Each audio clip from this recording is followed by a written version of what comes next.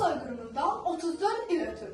Bu facia tarixi heç vaxt unutmuram. Amma hər il xüsusi olaraq fevral ayı gələndə ilk olaraq Xocalı soyqırımında zülmlər ayaqlamış, yüzlərlə insanın günlərlə erməni əsirliyində ağır işgəncələrə məruz qalmış surəti gözümün önündə canlanır. İxtiyarsız olaraq kövrəlirəm. 34 il keçməsinə baxmayaraq, Xocalı faciəsini unutmamışıq, unutturmayacağıq. Torpağın həsrəti yandı, qovruldu. Bəxtəvər günlərin keçdi, sovruldu. Yaranın qaysağı hər gün soyuldu. Nə çəkdin düşməndən başı bəlalım, düşdün insan kimi şəhid Xocalım. Sızlayır yaramda sınıq tar kimi, üşürsən dağlara düşən qar kimi, yarından gen düşdüm bəxtsiz yar kimi, gözləri yağışlı, könlüm əlalım, düşdün insan kimi şəhid Xocalım.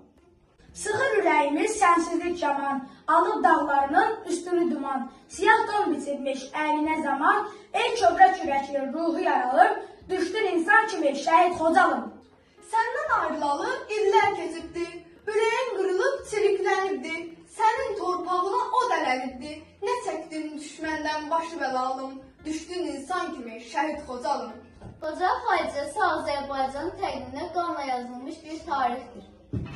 Azalıb şükür ki ağrı acılar, açıldı qoynuna uzanan yollar, səni azad etdi igid oğullar, qayıdır evinə bil balaların, düşdün insan kimi şəhid Xocalım.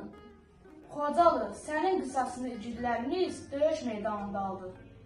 Dağlarına düşənli bayrağı səni azad edən balaların öz əlləri ilə asıb Xocalı. Xocalı, biz səni dirçəldəcəyik. 2020-ci il 44 günlük 2-ci Qarabağ müharibəsi yadıma düşəndə öz-özümə pıçıldayıram. Sən azadsan Qarabağ, biz qayıtmışıq Xocalı, qisasın alındı Xocalım. Günahsız uşaqların gördüyü işgəncələri unutmasan belə, qəlbini sızladan qaysaqlanmış yaraları sağalır artıq. Sən azadsan Xocalı,